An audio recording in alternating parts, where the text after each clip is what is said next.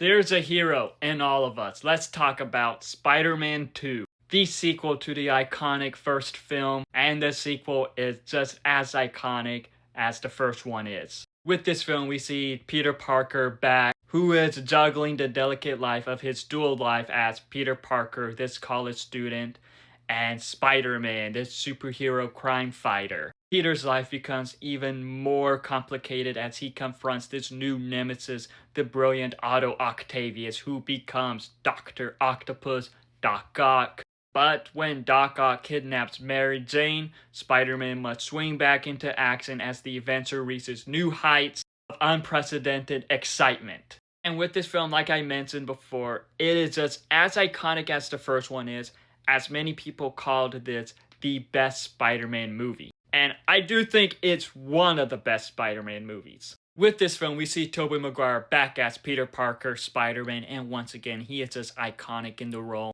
A lot of great moments with him in this as we do see him struggling. It does great showing him struggle with the dual life thing. But at the same time, with this being from Sam Raimi, we all know how he likes to torture his main characters. And with this film, it is pretty much easy to argue that Sam Raimi was having Peter be tortured with this dual life thing, bad luck, and all that. But with this film, we also do see Alfred Molina as Dr. Otto Octavius, Doc Ock, and he was great in the film. He was a great antagonist in this. Its descent to madness was interesting to see. We also do get Kirsten Dunst back as Mary Jane Watson, James Franco as Harry Osborn, Rosemary Harris as Aunt May, and J.K. Simmons as J. Jonah Jameson. And there were a lot of great moments with their characters. Their characters, once again, still stands out. Harry Osborn, I'm not gonna lie, he seems like he could be a terrible friend. And while there were some great moments in this with Mary Jane Watson, there were also some moments in this that kind of made her a little bit unlikable. I do feel like there were at times some unnecessary drama. But yet, her and Tobey in this, their chemistry with one another is great.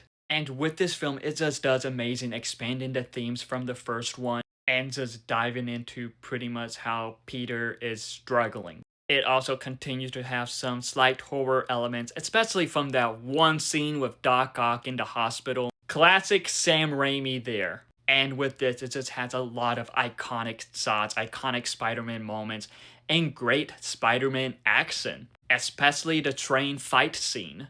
And once again, we do see that classic, amazing Danny Elfman score. But with this film, like I mentioned, there were some stuff I didn't like how Mary Jane could be cruel to Peter at times. Then you had Harry pretty much still being upset about that, which I can understand why, but yet there were some moments that felt unnecessary, like some unnecessary drama. And there is a plot in this where Peter loses his spider abilities. I do think they could have dived a bit more deeper in exploring that. But besides that, this film is still a classic. There were just a lot of iconic moments in this.